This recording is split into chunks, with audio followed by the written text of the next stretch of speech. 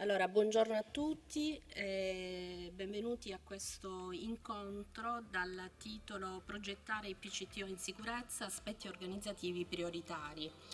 L'incontro odierno è focalizzato sul tema della gestione della sicurezza degli studenti nella progettazione dei percorsi per le competenze trasversali e l'orientamento. La finalità appunto è quella di far conoscere meglio i compiti e le responsabilità della scuola in occasione dell'esperienza formativa prevista all'interno dei percorsi di PCTO.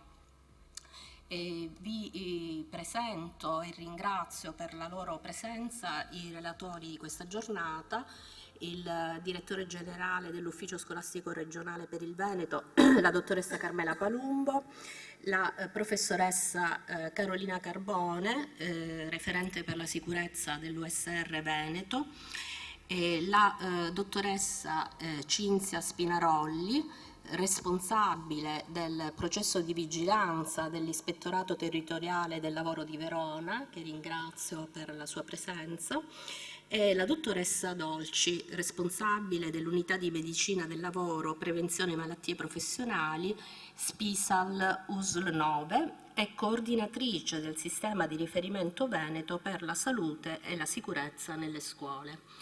Ringrazio tutti i presenti e do subito la parola per il saluto e l'introduzione al direttore generale, la dottoressa Carmela Palumbo. Grazie, buongiorno sia ai presenti che a coloro che sono collegati da remoto. Il job ormai usa questa doppia modalità da quando siamo stati investiti dalla pandemia, ormai è entrata nelle nostre modalità, nelle nostre consuetudini. L'ufficio scolastico regionale, diceva bene la dottoressa Riggio, e anzi ringrazio il nostro ufficio che insomma poi si è occupato degli aspetti organizzativi.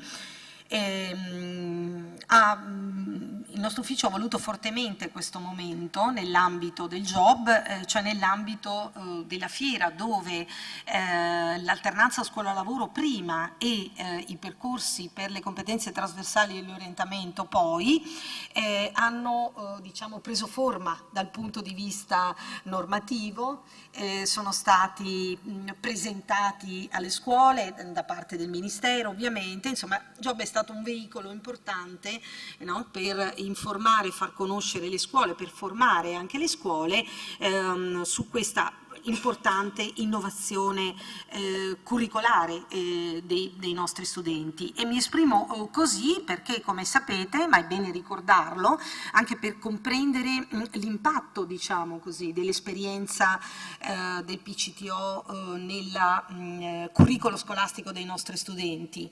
È una modalità di apprendimento e un percorso vero e proprio curricolare che tutti i nostri studenti del terzo, quarto e quinto anno della scuola secondaria di secondo grado affrontano, voglio dire, devono in un certo senso incontrare, quindi fa parte anche, se vogliamo dire, del diritto-dovere degli studenti nel percorso quinquennale, e ovviamente con modalità e forme molto diverse, anche variegate, e da questo punto di vista le linee guida sul PCTO aprono, se vogliamo dire, rispetto a quelle anche dell'alternanza scuola-lavoro, aprono anche di più al ventaglio di possibili esperienze da ricomprendere nei percorsi per le competenze trasversali, ma fondamentalmente quello che bisogna sottolineare è che tutti gli studenti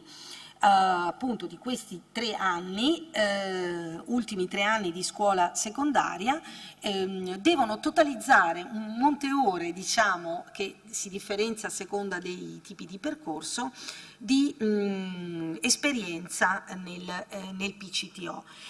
Se voi pensate ai numeri del Veneto, sostanzialmente gli studenti della scuola secondaria di secondo grado solo a livello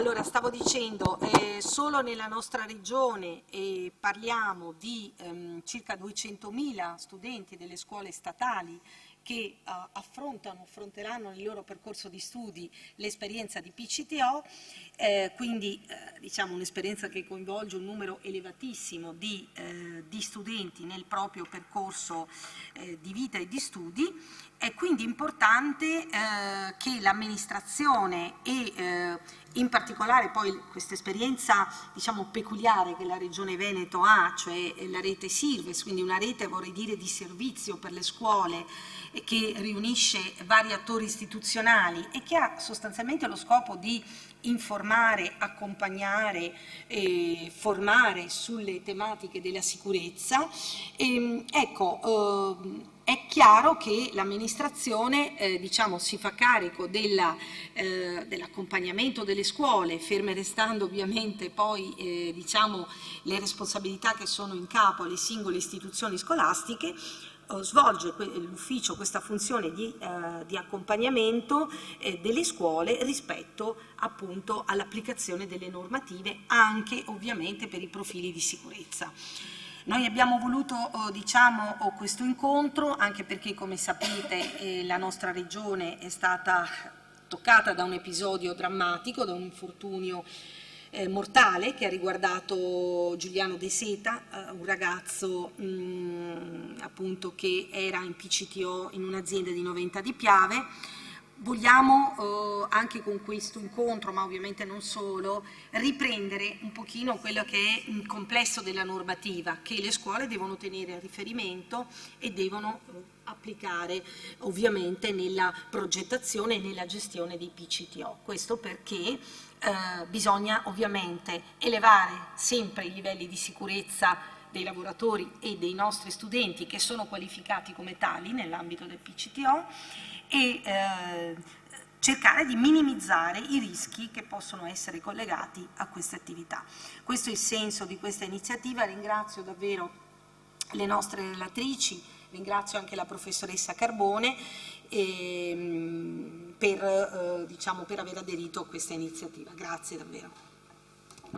Grazie al direttore generale soprattutto per aver ricordato il ruolo del PCTO nella carriera scolastica degli studenti. Proprio ieri si è svolto qui al Job proprio un intervento molto significativo sul collegamento tra il PCTO e il curriculum dello studente.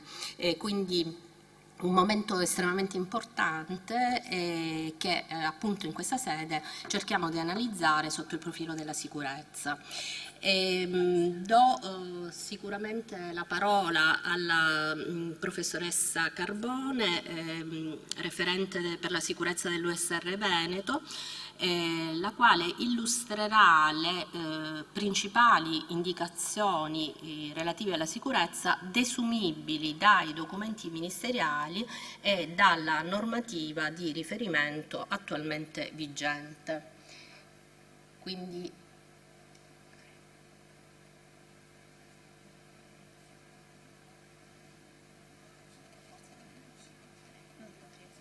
ok, quindi mi sposto così do la possibilità alla professoressa Carbone di proiettare le sue slide. Grazie.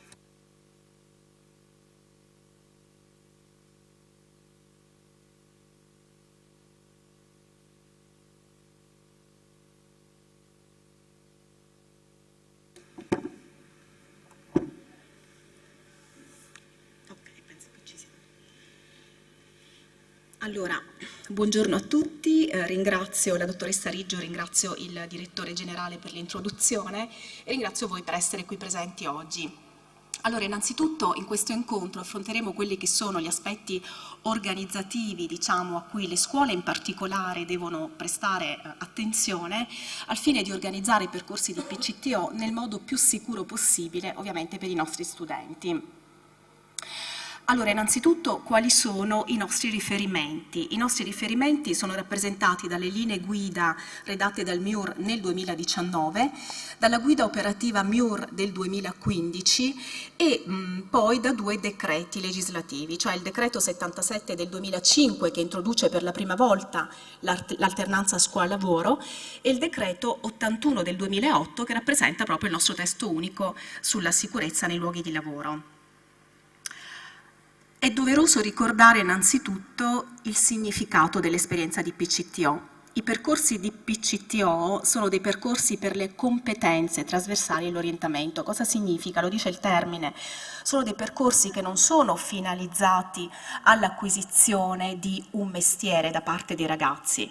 Sono dei percorsi che consentono ai ragazzi di rafforzare le loro competenze, sicuramente quelle maturate in ambito scolastico e poi delle competenze ovviamente trasversali utili anche in una fase di orientamento successiva, quindi che sia un orientamento verso il mondo universitario o lavorativo non importa.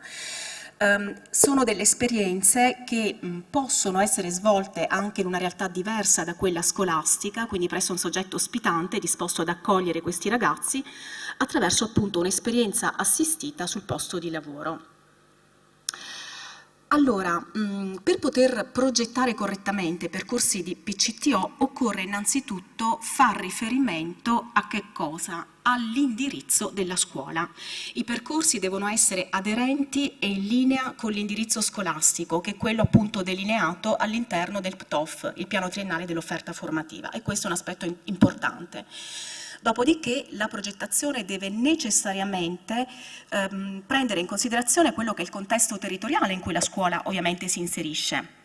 Potrebbe essere ad esempio rappresentato da un contesto territoriale caratterizzato da piccole e medie imprese che magari hanno delle difficoltà ad accogliere gli studenti durante queste attività, per cui sarà necessario per la scuola predisporre delle forme organizzative di questi percorsi, tra virgolette alternative, ma ovviamente ugualmente equivalenti, insomma ugualmente efficaci. Dopodiché la progettazione necessariamente deve essere condivisa a livello collegiale, quindi all'interno di alcuni organi, in primis il consiglio di classe, ma diciamo a monte deve essere condivisa dai dipartimenti di materia e anche dal collegio docenti, questo anche al fine di poter eventualmente personalizzare i percorsi di PCTO anche nell'ambito del gruppo classe. Può darsi, quindi potrebbe essere auspicabile, diciamo così, ma non è obbligatorio, costituire all'interno delle istituzioni scolastiche dei comitati, il comitato tecnico-scientifico o comitato scientifico, insomma a seconda dei casi, oppure un gruppo dedicato all'alternanza. Si tratta di, diciamo così, gruppi di lavoro che sicuramente sono costituiti da docenti, ma anche da personale esterno quindi esperto ovviamente nell'ambito lavorativo, nell'ambito della ricerca, che ha sicuramente una funzione di tipo consultivo e propositivo. Quindi una funzione consultiva e propositiva. Allora, per quanto riguarda le possibili forme organizzative dei percorsi di PCTO, dicevamo, dipendono dall'indirizzo della scuola e dal contesto in cui la scuola si inserisce. Quali sono le possibilità? Sono percorsi che si potrebbero svolgere ovviamente presso un'azienda, quindi un ente esterno, e questo lo abbiamo detto, ma potrebbero essere anche dei percorsi diciamo da svolgere in aula o all'interno di un laboratorio, oppure attraverso delle forme simulate, quali ad esempio l'impresa formativa simulata, l'impresa in azione e il service learning.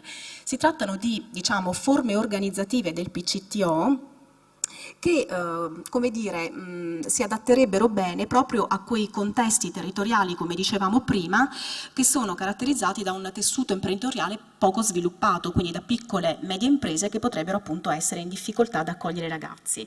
In particolare l'impresa formativa simulata consiste proprio nel simulare il modello lavorativo di un'impresa all'interno della scuola per permettere ai ragazzi di sviluppare proprio, di apprendere i principi di gestione di questa impresa. E ovviamente questo tipo di attività non esclude, però diciamo, non rende neanche obbligatoria la presenza dei ragazzi all'interno di un'azienda esterna. L'impresa in azione consiste ancora nel simulare la gestione di un'impresa all'interno della scuola, finalizzandola però proprio alla realizzazione di un servizio o di un prodotto, con la supervisione e la collaborazione ovviamente di professionisti aziendali, professionisti esterni. E il service learning permette comunque ai ragazzi di interagire col territorio circostante attraverso proprio una collaborazione con le associazioni locali, come possono essere ordini professionali oppure associazioni di volontariato, per ovviamente realizzare delle proposte sul loro territorio in collaborazione anche con i propri docenti, in un'ottica fortemente interdisciplinare. Quindi tutte queste attività comunque non escludono, dicevamo, anche delle visite in azienda e la collaborazione di professionisti esterni che possano anche approfondire alcune tematiche, non ultime quelle di carattere normativo e non ultime quelle appunto sulla sicurezza nei luoghi di lavoro. Allora, il decreto legislativo 77 del 2005 cosa recita? I percorsi di PCTO sono progettati, attuati e verificati sotto la responsabilità dell'istituzione scolastica e sulla base di convenzioni. Quindi la convenzione diventa un documento sicuramente molto utile, molto importante da realizzare con grande attenzione. Ovviamente convenzioni tra la scuola e il soggetto esterno che è disposto ad accogliere questi ragazzi in una situazione lavorativa che non costituisce un rapporto individuale di lavoro, quindi questo non dobbiamo mai dimenticarlo. Allora, quali sono i possibili adempimenti dell'istituzione scolastica? Allora, innanzitutto è opportuno, non obbligatorio ma opportuno, che l'istituzione scolastica verifichi preliminarmente quello che è il contesto aziendale in cui i ragazzi svolgeranno la loro attività. Possono, verificare questo contesto in due modalità, o utilizzando magari database che vengono messi a disposizione dalle camere di commercio, dagli ordini professionali, oppure eventualmente attraverso un sopralluogo lì dove è possibile e in particolare in quei contesti caratterizzati da un profilo di rischio più elevato. L'aspetto però importante è che in queste attività non deve esserci assolutamente ingerenza da parte dell'istituzione scolastica nelle attività svolte dall'ente ospitante. Ancora è opportuno che la scuola acquisisca preliminarmente e contestualmente alla Convenzione quelle che sono le informazioni sui rischi a cui i ragazzi saranno esposti durante lo svolgimento della loro attività e le misure che l'ente ospitante metterà in atto per poter ridurre questi rischi. Inoltre, per legge, la scuola dovrà individuare un tutor interno, il quale, per quel che ci interessa dal punto di vista della sicurezza, dovrà avere un'adeguata formazione in materia di salute e sicurezza e che appunto collaborerà con il tutor esterno nel corretto svolgimento dell'attività. Inoltre è opportuno che la scuola fornisca all'ente ospitante informazioni in caso di situazioni particolari, ad esempio nel caso di presenza di studenti diversamente abili oppure nel caso di presenza di studenti che necessitano della somministrazione di farmaci salvavita. In questo caso, quindi nel rispetto ovviamente delle norme sulla privacy, è necessario che la scuola assieme all'ente esterno definisca appunto congiuntamente le modalità di gestione di queste situazioni. Inoltre è opportuno che la scuola provveda alla formazione degli studenti in PCTO, in particolare certificandola se riguarda gli aspetti sulla sicurezza e nella fase finale del percorso accompagni lo studente in questa riflessione critica sul percorso e dissemini ovviamente i risultati. Ricordiamoci che la scuola è tenuta a sciogliere la convenzione nel momento in cui dovesse rilevare delle condizioni di non sicurezza per gli studenti. Ovviamente anche il soggetto ospitante avrà, tra virgolette, degli obblighi o comunque dovrà in qualche modo adempiere appunto ad alcuni compiti. Poi sicuramente la dottoressa Dolci affronterà in maniera più dettagliata questo aspetto.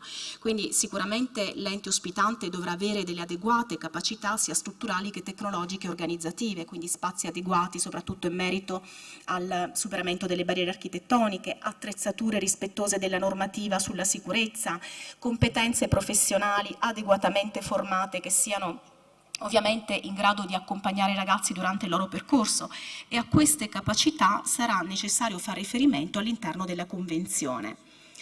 Ancora, l'ente ospitante dovrà per legge individuare un tutor formativo scolastico che appunto accoglierà e accompagnerà lo studente in collaborazione con il tutor aziendale e con il tutor scolastico e dovrà in qualche modo anche diciamo, fornire a quest'ultimo gli strumenti utili per la fase di monitoraggio e valutazione.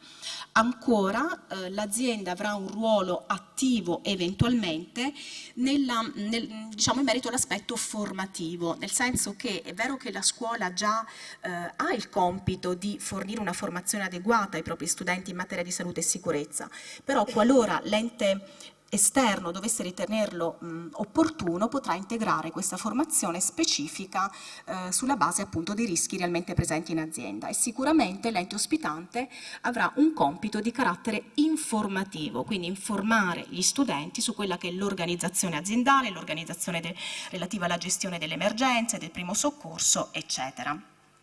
Ovviamente spetta all'ente ospitante anche addestrare gli studenti nell'utilizzo eventuale di attrezzature, sostanze, EDP e quant'altro.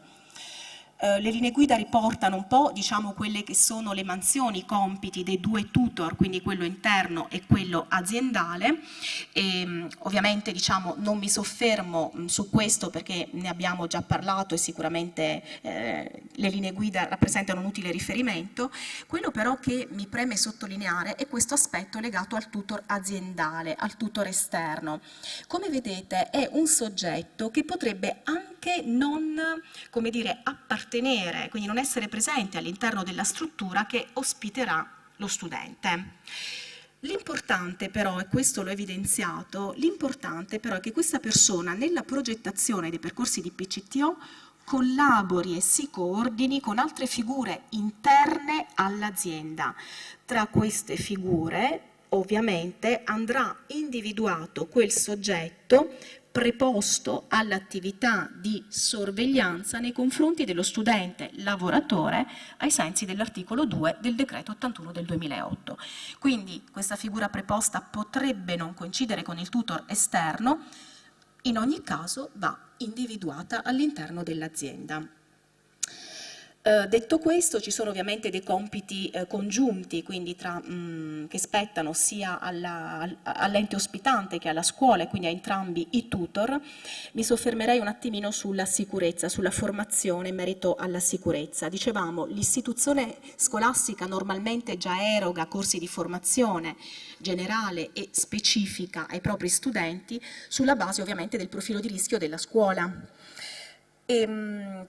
Diciamo formazione che viene certificata, normalmente certificata, e nel momento in cui lo studente poi svolgerà questo percorso di PCTO occorrerà che appunto la scuola fornisca all'ente ospitante la certificazione rilasciata ai ragazzi in merito a questa formazione, ovviamente con l'indicazione degli argomenti effettivamente svolti. Perché? Perché l'ente ospitante, acquisendo questi dati, possa effettivamente capire se sia il caso di integrare o meno la formazione specifica di questi ragazzi.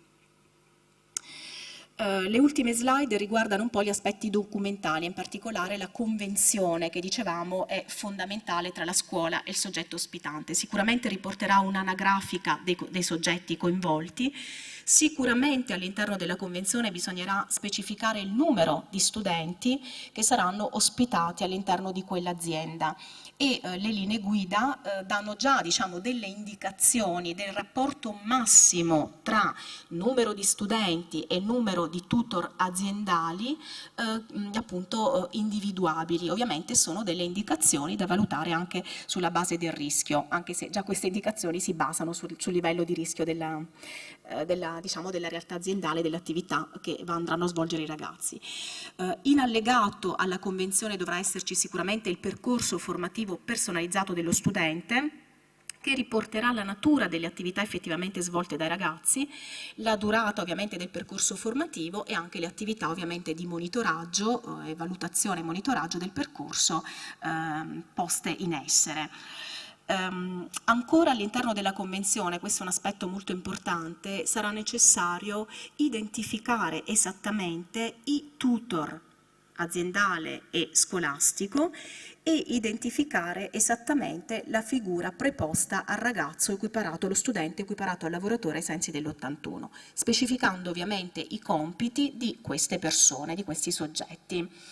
Sarà opportuno definire all'interno della Convenzione anche quelli che sono gli obblighi, in particolare in materia di sicurezza, relativi alle parti coinvolte, ai soggetti coinvolti, quindi sicuramente al ragazzo che dovrà rispettare l'articolo 20 dell'81, gli obblighi dell'istituzione scolastica, che saranno anche degli obblighi di natura assicurativa, quindi gli aspetti a cui la scuola dovrà essere attenta dovranno essere anche quelli di natura appunto assicurativa, e gli obblighi ovviamente del soggetto ospitante.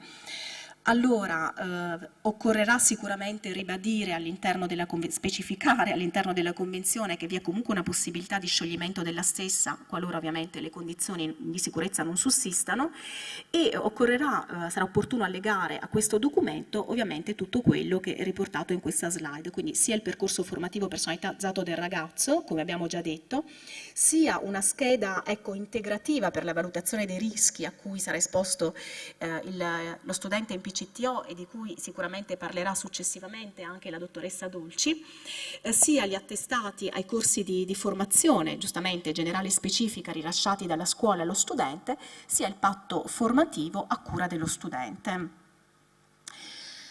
Concludendo, al termine di questo percorso sarà opportuno e doveroso certificare le competenze acquisite dallo studente. La certificazione è fondamentale perché è una sorta, tra virgolette, di documento di identità formativo, no, dello studente quando ovviamente sarà fuori dalla realtà scolastica. La certificazione delle competenze sicuramente sostiene l'occupabilità e sicuramente promuove l'autovalutazione. Perché ho voluto rilevare in particolare questi due aspetti?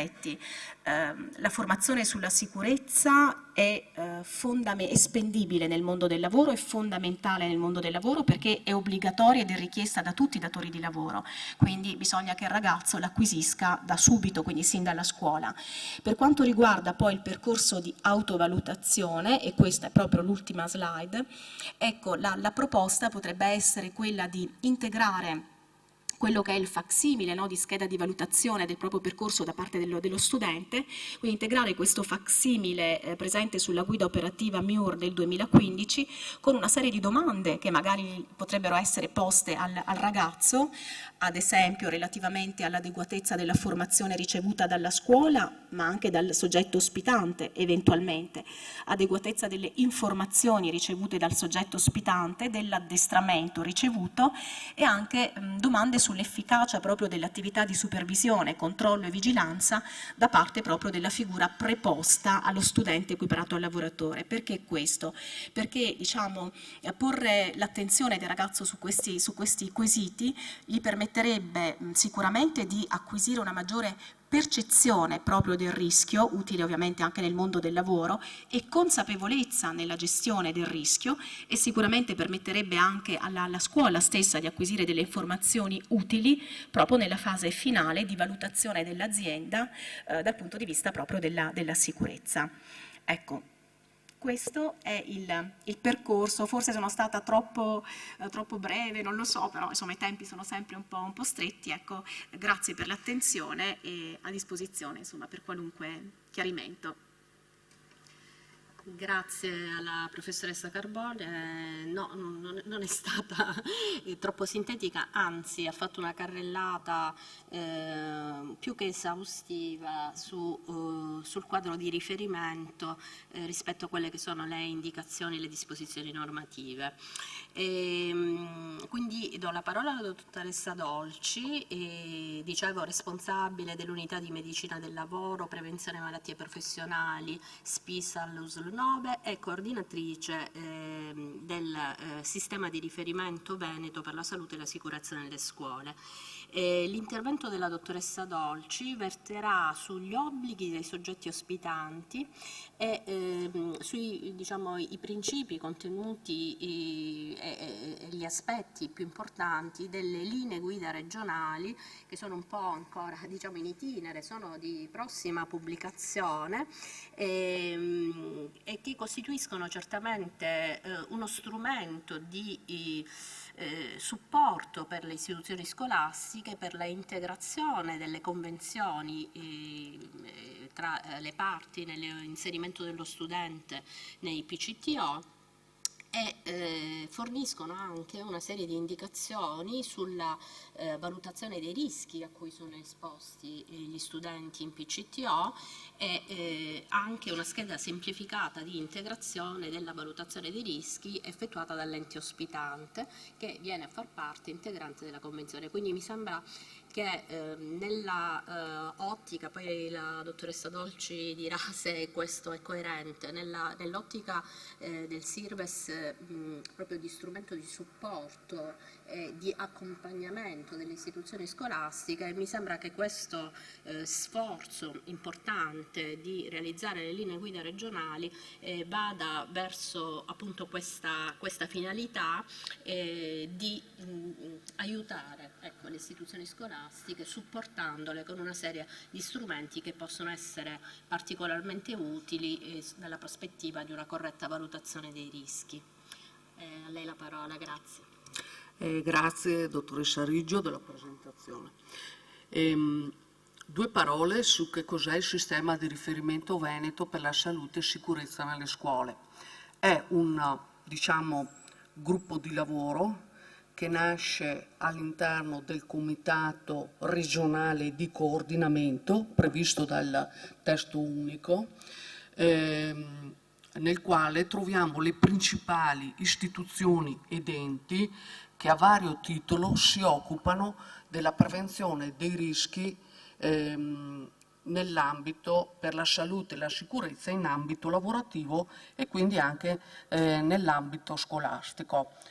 Al termine di questa presentazione vi illustrerò brevemente com'è organizzato questo gruppo di lavoro e, come diceva la dottoressa Riggio, è un gruppo di lavoro nel quale partecipa anche l'ufficio scolastico regionale e l'ispettorato del lavoro, i vigili del fuoco, l'INAIL, eccetera.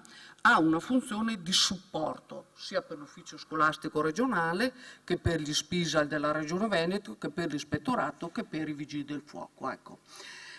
Il documento che vi presento oggi è un'anteprima del documento che è in fase di uscita, a breve uscirà e quindi seguirà tutti i canali di informazione e di comunicazione della Regione Veneto e anche tramite l'ufficio scolastico regionale arriverà al mondo della scuola.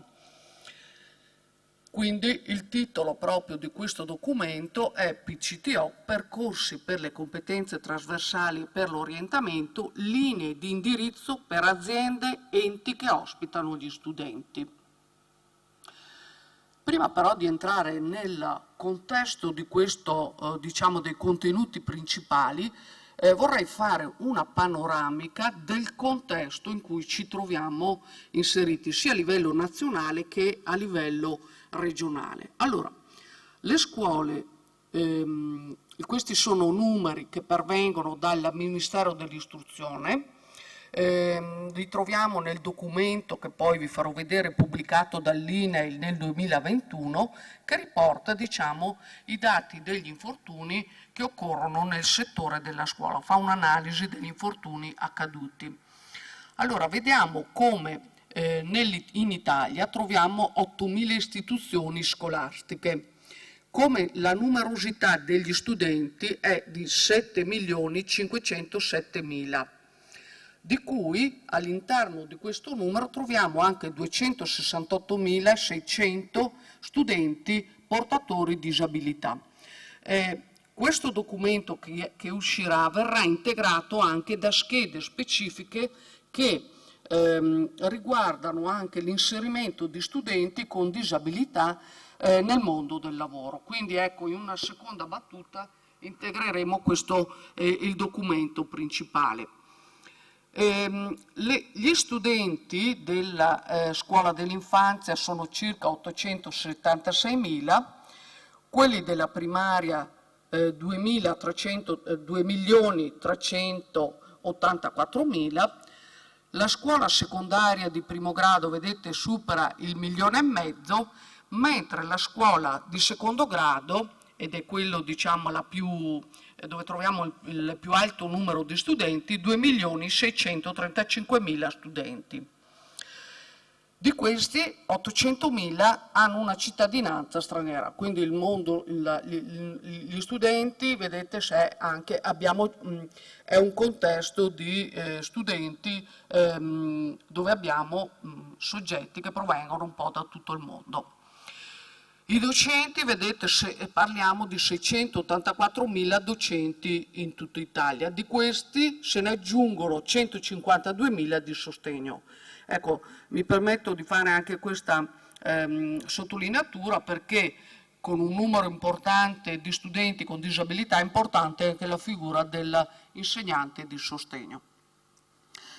Vediamo come si suddividono in percentuale gli alunni delle scuole statali. Vedete che quindi nelle secondarie di secondo grado abbiamo il 35% degli studenti, nelle secondarie di primo grado il 21% degli studenti, l'infanzia comprende l'11% di tutti gli studenti e la primaria il 31%. Per quanto riguarda le scuole secondarie di secondo grado a cui diciamo, viene destinato questo documento alla fine del PCCO, diciamo, vedete come il 50% è costituita da licei, il 31% da istituti tecnici, il 18% da istituti professionali. Nel Veneto, praticamente, la scelta di indirizzo prevalente è quella ad indirizzo tecnico. Vedete come gli studenti, il 38% di questi scelgono il percorso degli istituti tecnici. Non dimentichiamo il nostro contesto produttivo, un contesto a come dire, alta densità industriale, quindi vediamo che c'è una scelta importante verso questo indirizzo, proprio per il contesto in cui ci troviamo ad operare come Veneto. Qui ecco i dati degli infortuni, un paragone tra gli infortuni accaduti nel 2019 e nel 2020 agli studenti in Italia. Vedete come nel 2019 sono stati denunciati 78.874 infortuni, nel 2020 23.509, con una percentuale a ribasso meno 30% degli infortuni. Ovviamente questo cosa significa? È stata fatta questa analisi per far vedere come il periodo in cui c'è stato diciamo, il lockdown e l'avvio della DAD, della formazione quindi a distanza, ovviamente i rischi che erano presenti soprattutto non solo nei laboratori ma anche nelle attività fatte in palestra, perché parliamo soprattutto di infortuni che occorrono nell'attività effettuata in palestra, abbiamo avuto chiaramente un deciso calo dell'incidenza. Se andiamo ad analizzare di questi infortuni le fasce di età, gli infortuni del 2020, vedete che la maggior parte degli infortuni sono occorsi agli studenti di età inferiore ai 14 anni. Questo proprio sostegno del fatto che sono accaduti prevalentemente in palestra. Nella fascia di età, vedete, tra i 15 e i 19 sono 5.675, dai 20 ai 29 anni 697.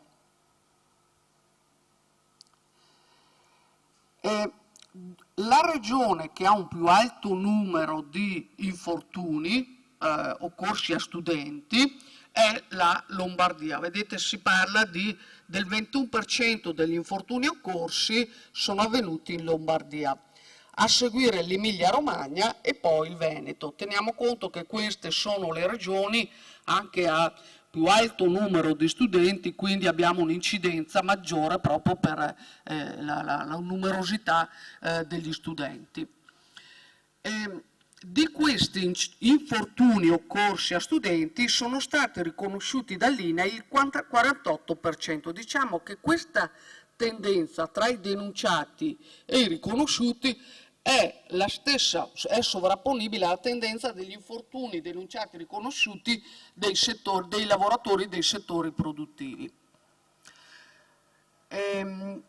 La parte del corpo maggiormente interessata da questi infortuni sono gli arti superiori e gli arti inferiori, in particolare la mano e la caviglia. Ecco.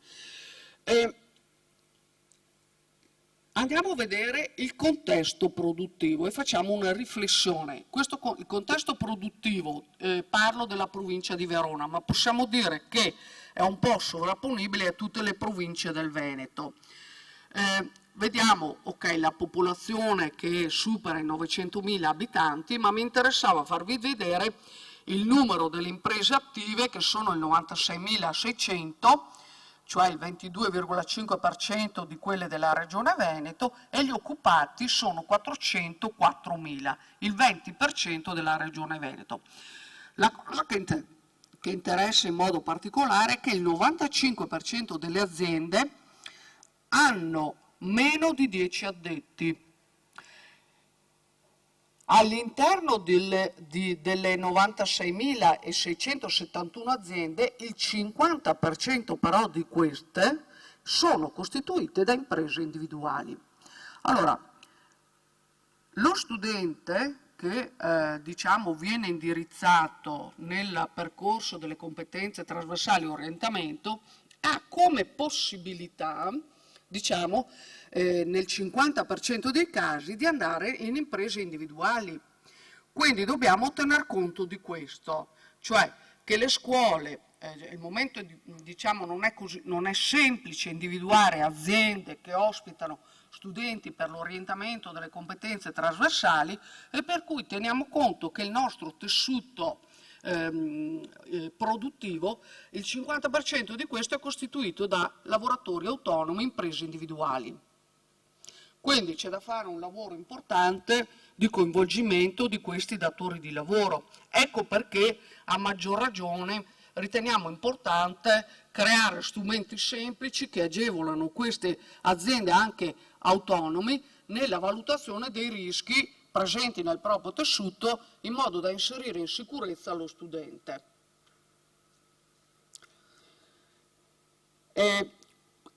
Qui abbiamo, vedete, vorrei farvi vedere praticamente nella provincia di Verona che tipologia di aziende abbiamo. Vedete che al primo posto abbiamo i servizi alle imprese, quindi tutti i settori della logistica, dell'informatica, delle cooperative, eccetera. Il 20% è costituito dal settore del commercio, pensiamo a negozi, tutte le tipologie del commercio, insomma di tutti i settori. L'agricoltura è il 16%, le costruzioni il 15% e l'industria al 10%. Lo teniamo presente che abbiamo anche un numero considerevole, soprattutto nella zona del lago di Garda, di strutture per alloggio e in particolare alloggio e poi anche ristorazione. Vedete, anche qui vengono riportati gli occupati. Il maggior numero degli occupati, il 50%, vedete, lavora nelle imprese di servizi. In agricoltura abbiamo il 5% degli occupati, nell'industria il 24% e nelle costruzioni, vedete, si sovrappone il numero dell'agricoltura.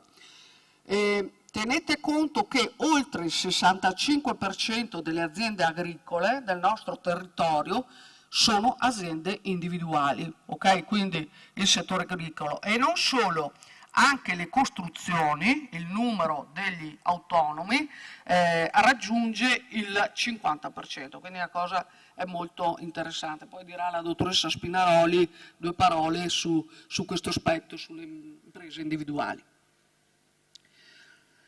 Allora, come ha ribadito la professoressa Carbone, il PCTO è un'esperienza che lo studente fa in un contesto lavorativo per orientare le sue scelte futuro professionali e di formazione. Quindi lo studente non entra nell'azienda per, come dire, produrre, cioè per entrare nel ciclo produttivo finalizzato alla produzione come un altro lavoratore. Ecco, quindi questo è un distinguo importante. Però, ecco, diciamo questo, che lo studente entrando in azienda, come quando è impiegato in un laboratorio per la parte pratica, viene equiparato a lavoratore. Lavoratore, come così lo definisce il testo unico, il decreto 81.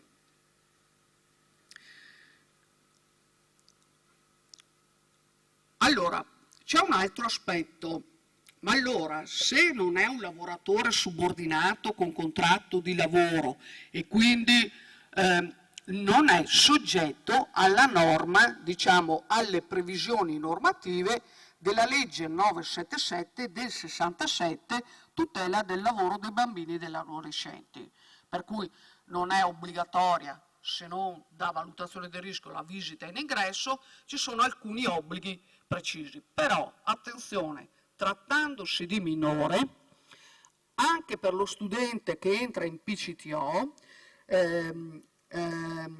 per il principio della massima tutela, non può essere adibito alle attività vietate di cui alla legge 977, salvo la deroga, e poi entriamo nel merito di cosa si intende per deroga. Un breve, guardate, sintesi dei lavori vietati, e questi sono tutti i lavori che, diciamo, normalmente abbiamo più diffusi nel nostro settore. Lavori a contatto con sostanze tossiche, pensiamo dalle falegnamerie alle aziende della verniciatura, alle aziende metalmeccaniche con la saldatura, con la verniciatura, eccetera. Lavori comportanti rischi elettrici ad alta tensione, lavori di escavazione, quindi tutto quello che si fa in un cantiere edile o in un cantiere stradale, l'utilizzo, vedete, di attrezzature pericolose come la mola flessibile e il martello demolitore, la movimentazione manuale di carichi di pesi superiori a 15 kg per un tempo superiore alle 4 ore, lavorazione meccanica di minerali, lavori che espongono a rischio silicotigeno, lavori in pozzi cisterne, condotta di veicoli di trasporto, lavori con impieghi di martelli pneumatici, eccetera. Ecco, questo è una breve sintesi. Questi lavori vietati, vedete, li troviamo all'interno dell'allegato 1 della legge 977. Allora, quando è allora che uno studente nel percorso delle competenze trasversali e orientamento può essere inserito nei lavori vietati? Allora, lo può essere inserito purché per motivi, vedete, didattici e di formazione professionale, purché però sotto la sorveglianza di un formatore competente in materia di prevenzione e sicurezza. Cosa vuol dire? Sotto la sorveglianza di un operaio esperto anche in materia di salute e sicurezza, che conosce le procedure di lavoro sicure, che conosce i principali obblighi a cui è soggetto lo studente entrando all'interno dell'azienda. Ma non solo, è nel rispetto di tutte le condizioni di sicurezza e salute previste dal testo unico. Okay? Quindi in deroga possiamo inserire lo studente nelle attività vietate, però garantendo questi due aspetti. Allora, cosa deve fare l'azienda ospitante? Qui entriamo nel merito, cominciamo a entrare nel merito. Prima di tutto deve valutare i rischi tenendo conto che inserisce nel proprio contesto un minore, vedete, con sviluppo psicofisico non completo, con una percezione dei rischi non completa come il lavoratore adulto e con esperienza. Deve tener conto anche della presenza di attrezzature come fatto il proprio posto di lavoro, della natura dei rischi che sono presenti legati alle sostanze, ai rischi fisici, biologici, ergonomici, tenendo conto della presenza di rischi da movimentazione carichi, dei mezzi che circolano all'interno del proprio tessuto, dai carrelli elevatori alla la circolazione che c'è, insomma la viabilità e tutto il resto. nella valutazione deve tener conto anche dell'introduzione nella pianificazione dei processi di lavoro e anche deve tener conto del livello della formazione dello studente inserito. Ok? Allora, a chi aspetta la formazione? L'ha detto anche la professoressa Carbone prima e dopo lo ribadisco. La scuola fa la formazione prevista per i lavoratori secondo gli accordi Stato-Regione del 2011, facendo anche la formazione sui rischi specifici del settore a cui andrà indirizzato lo studente prima dell'inserimento in PCTO.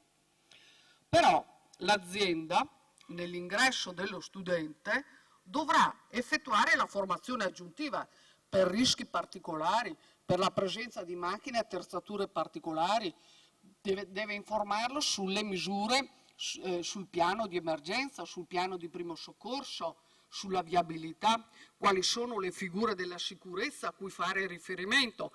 Quindi l'azienda in ingresso deve valutare il percorso fatto nella scuola, acquisendo gli attestati di formazione e aggiornare e integrare in base alla propria organizzazione del lavoro e valutazione dei rischi, con i rischi aggiuntivi lo studente.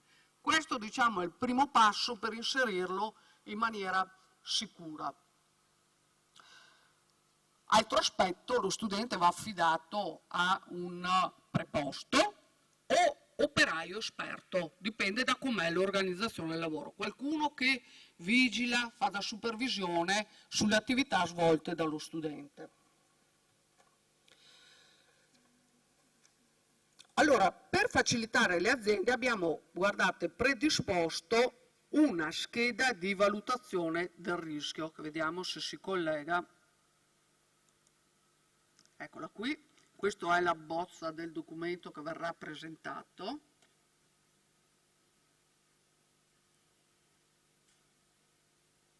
Vi faccio vedere solo la struttura e sarà messo a disposizione di tutti. Allora, questa è una scheda di raccolta dati che la scuola farà compilare all'azienda ospitante, dove qui abbiamo l'organigramma, vedete, e poi le mansioni, gli orari, le attrezzature e le sostanze a cui potrebbe essere esposto lo studente.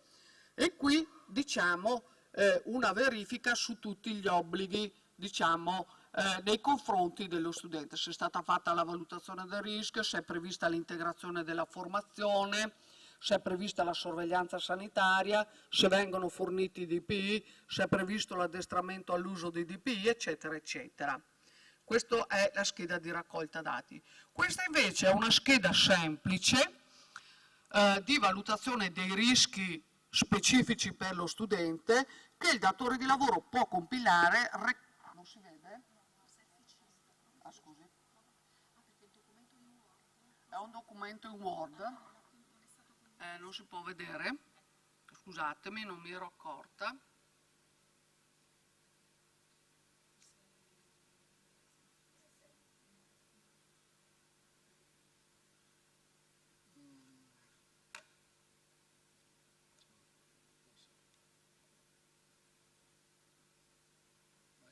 Eccolo qua, sì, perfetto. Ecco, questo allora, sì, perfetto.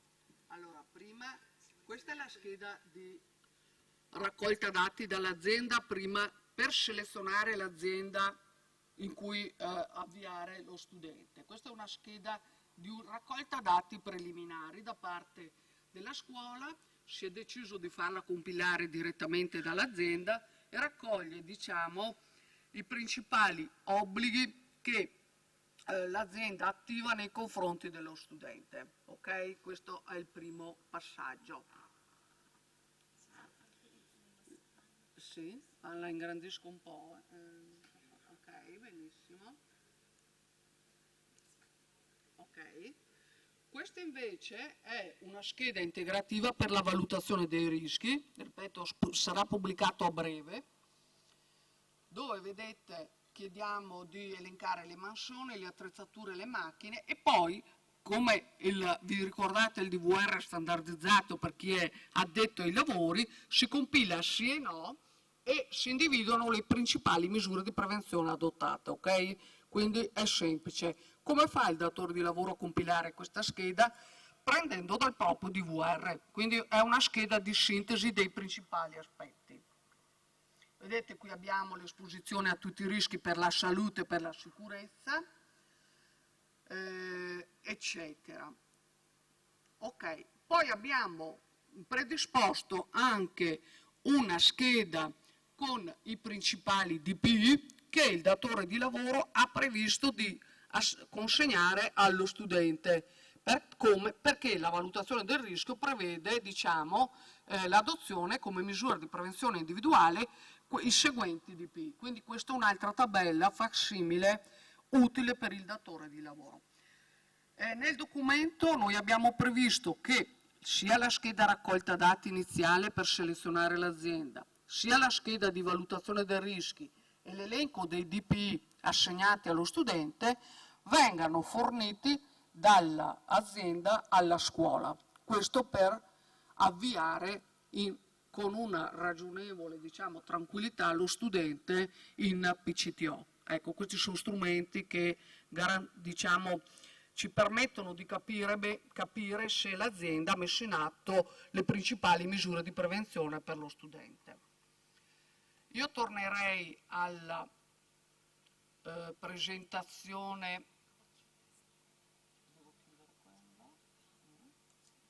Ok, perfetto. Allora,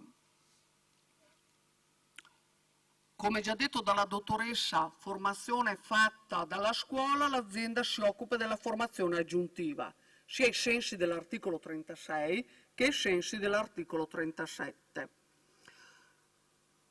È importante che quando viene inserito lo studente anche a lui viene dato un elenco degli obblighi previsti. Qui abbiamo messo i principali obblighi e divieti che riguardano sia i comportamenti, sia l'uso dei dispositivi di protezione individuale, sia la segnalazione di situazioni non a norma, sia il fatto che non si possono assumere sostanze alcoliche o meno, o fumare in ambienti di lavoro. Ecco, quindi una carrellata dei divieti e degli obblighi.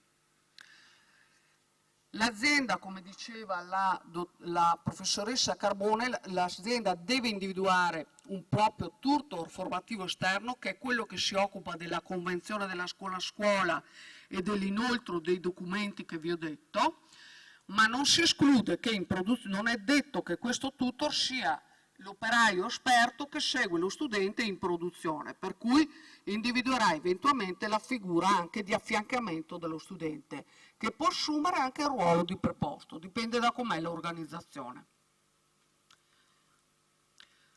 La sorveglianza sanitaria dello studente in PCTO, abbiamo fatto una serie di considerazioni, è stato anche pubblicato dall'Ufficio Scolastico Regionale nel 2015 un documento che fa questa riflessione.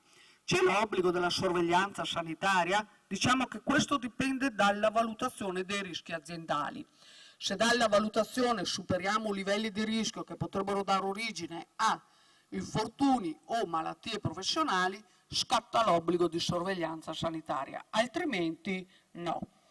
Perché l'obbligo c'è a prescindere dalla normativa di tutela dei minori. Nel caso dello studente in PCTO vige solo il testo unico nei confronti dello stesso e quindi scatta l'obbligo di cui all'articolo 41 solo da valutazione del rischio.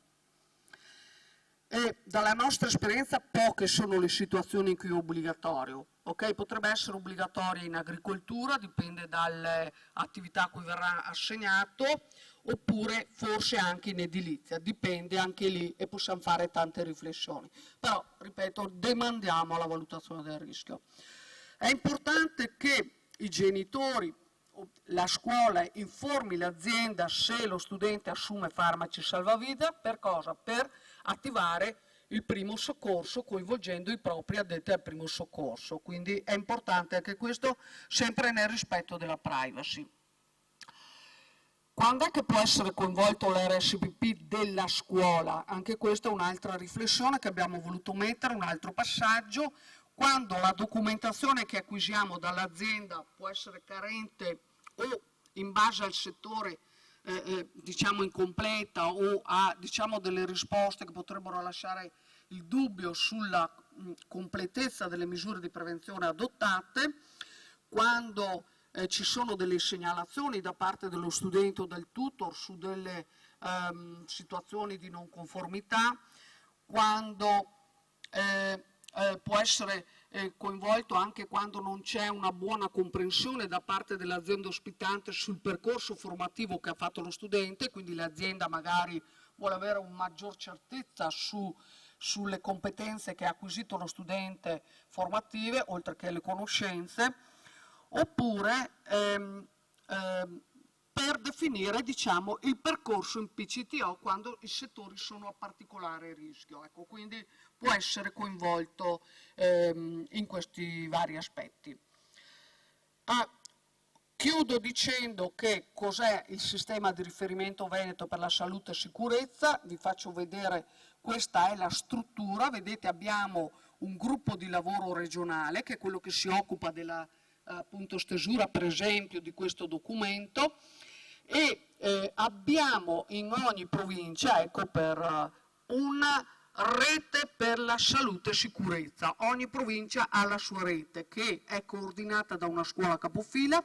A Verona abbiamo l'Istituto Ferraris e anche a livello veronese ci sono gli enti, vedete, che a livello regionale fanno parte del gruppo di lavoro. A Verona abbiamo l'INAIL, lo SPISAL, e sarà coinvolto anche l'ispettorato del lavoro, tenendo conto del nuovo accordo che stiamo redigendo a livello provinciale.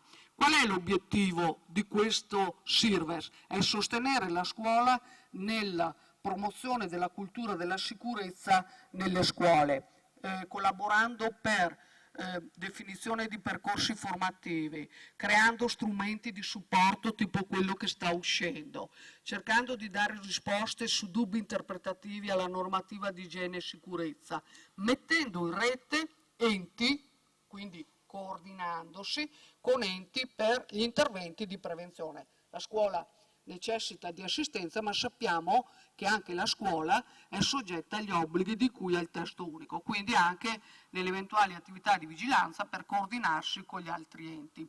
Uno degli strumenti informativi più importanti della nostra rete è il sito Sicu Scuola Veneto, e abbiamo pubblicato, vi trovate dentro anche questi manuali. In questo manuale ultimo trovate gli aspetti che sono contenuti anche nel documento che sta per uscire sul PCTO, e sono strumenti utili per gestire la sicurezza nel mondo scolastico. E io ora ho finito. Grazie.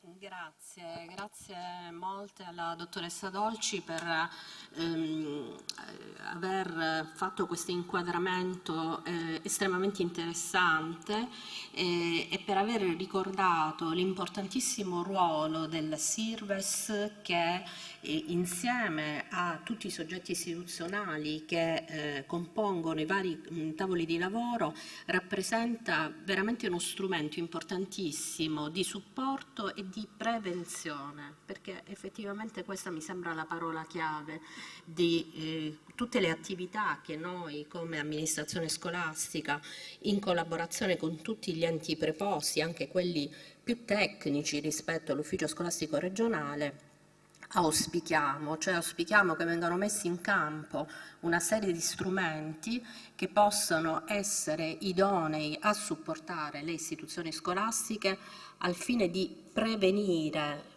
impossibile forse azzerare il rischio non è forse proprio statisticamente per sua natura azzerabile, ma sicuramente molti rischi possono essere prevenuti, quindi è questo lo sforzo interistituzionale che facciamo tutti quanti e nel quale crediamo profondamente, quindi grazie. I tempi sono piuttosto stretti, quindi do subito la parola alla dottoressa Spinarobli dell'Ispettorato Territoriale del Lavoro di Verona, che ci presenterà in maniera veramente molto interessante e pertinente degli esempi concreti di errata interpretazione dell'esperienza di PCTO, ricordando anche, questo può essere particolarmente utile, il ruolo dell'ispettorato sul tema della formazione e della vigilanza. A lei la parola, grazie. Grazie dottoressa. Allora, io cercherò di essere più sintetica possibile, visto che i tempi comunque sono alquanto, devono essere assolutamente contenuti. Allora, innanzitutto buongiorno a tutti. La nostra esperienza come ispettorato del lavoro è un'esperienza quasi essenzialmente di vigilanza. L'ispettorato del lavoro infatti vigila su tutti i luoghi di lavoro. Non è infrequente entrare infatti in un'azienda da parte del nostro personale ispettivo e trovare lavoratori di ogni genere e natura, tra cui anche ragazzi che vengono avviati nelle imprese in occasione di stage, tirocini o comunque qualunque altra forma di appunto apprendimento e formazione e orientamento. Qual è l'elemento che a mio avviso deve essere sempre attenzionato?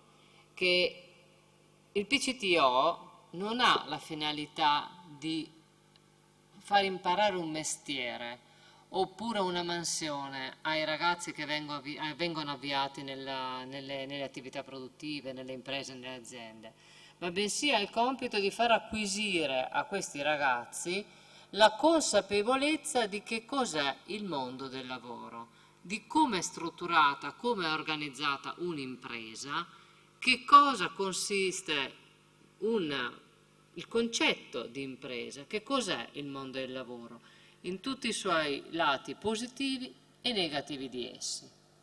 Il ragazzo infatti non è un adulto consapevole che sa in quale mondo vive.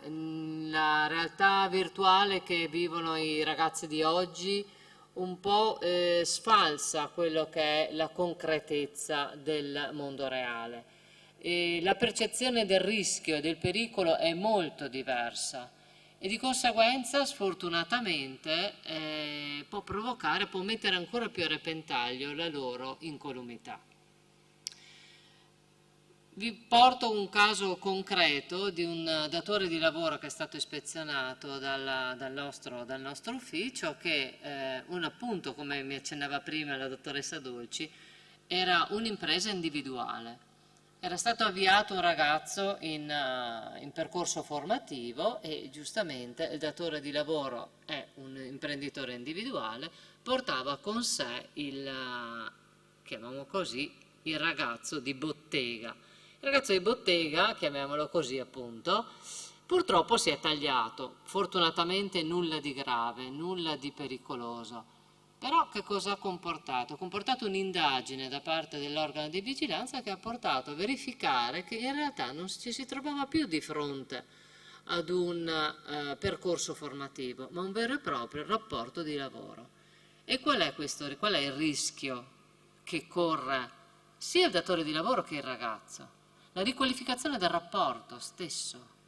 Nel momento stesso in cui l'ispettore del lavoro verifica che non sono stati adempiuti quegli obblighi previsti dalla Convenzione, cioè non siamo di fronte ad un momento formativo ma espressamente lavorativo, il ragazzo viene incardinato nell'azienda come dipendente. Questo ovviamente non è né un vantaggio per il datore di lavoro, che ovviamente ne comporta dei costi, ma anche per il ragazzo che si trova incardinato in una situazione in cui magari non voleva esserlo, con sanzioni da parte del datore di lavoro non indifferenti, soprattutto se è stato adibito a qualche lavorazione di cui avete visto prima la slide evidenziata da Stefania. Oltre alla redazione di un DVR, che nel momento stesso in cui si fa entrare in azienda una persona anche in percorso formativo, il datore di lavoro è tenuto ad elaborare non c'è l'obbligo per un'impresa individuale di di stilare un DVR, ma nel momento stesso in cui fa partecipare qualcun altro alla sua impresa, anche in percorso formativo, quest'obbligo assolutamente scatta. Questo sotto il profilo, diciamo, della vigilanza, che è uno dei compiti dell'Ispettorato del Lavoro, recentemente ampliato in tutti i settori merceologici e commerciali. Fino al 2021 l'Ispettorato del Lavoro aveva competenza tecnica quasi solo e esclusivamente in ambito edile o poco altro. Dal novembre dell'anno scorso la competenza tecnica è stata ampliata a tutti i settori e quindi l'attività di vigilanza è molto più pregnante in ogni attività produttiva. Ma anche un altro importante compito dell'Ispettorato del Lavoro, ribadito con il protocollo d'intesa del 26 maggio del 2022, intercorso fra l'Ispettorato Nazionale del Lavoro, Ministero del Lavoro e Politiche Sociali, Ministero dell'Istruzione e ora Ministero dell'Istruzione del Merito e l'INAIL. In questo protocollo d'intesa ha avuto come obiettivo quello di promuovere e diffondere la cultura della tutela della salute e della sicurezza sui luoghi di lavoro e nelle istituzioni scolastiche, proprio nell'ambito dei PCTO. Cioè la finalità di questo accordo, di questo protocollo che io vi invito ad esaminare, lo trovate tranquillamente sul sito internet senza necessità che io ora ve lo declini facendovi perdere tempo in inutili chiacchiere, è diretto essenzialmente a compiere tutta quell'attività di promozione e di sensibilizzazione sia nei confronti degli studenti, ma anche nei confronti dei docenti, nei confronti dei dirigenti scolastici, sulla consapevolezza dei rischi del luogo di lavoro. Oltre a questo anche questo obiettivo è raggiungibile, secondo l'accordo, attraverso la realizzazione di azioni formative ed informative, cioè momenti proprio anche di carattere seminariale, incontri come quello di questa mattina, finalizzato proprio a sensibilizzare il rischio lavorativo, cioè lavorare è importante, però lavorare in sicurezza, con lo scopo ovviamente di ridurre al massimo gli infortuni sul lavoro, che purtroppo sono in Italia una realtà abbastanza grave. Negli ultimi anni sono ovviamente aumentati. Abbiamo avuto una riduzione solo nel periodo di pandemia dovuta al fatto che molte attività produttive con il lockdown erano state fermate. Ma se noi prendiamo come riferimento i dati del 2019 e quelli del 2022 del primo semestre, sono assolutamente molto preoccupanti.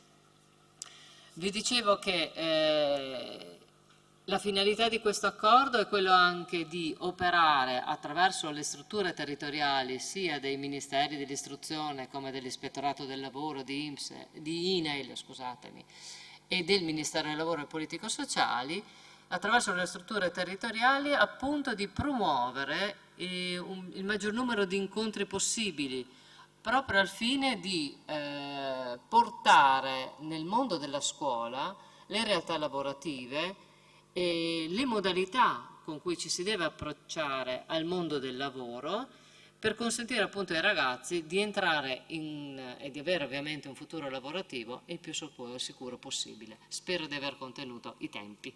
Grazie.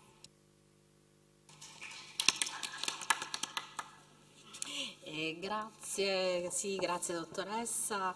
Io ringrazio tutti i partecipanti, anche quelli che sono in questo momento in streaming.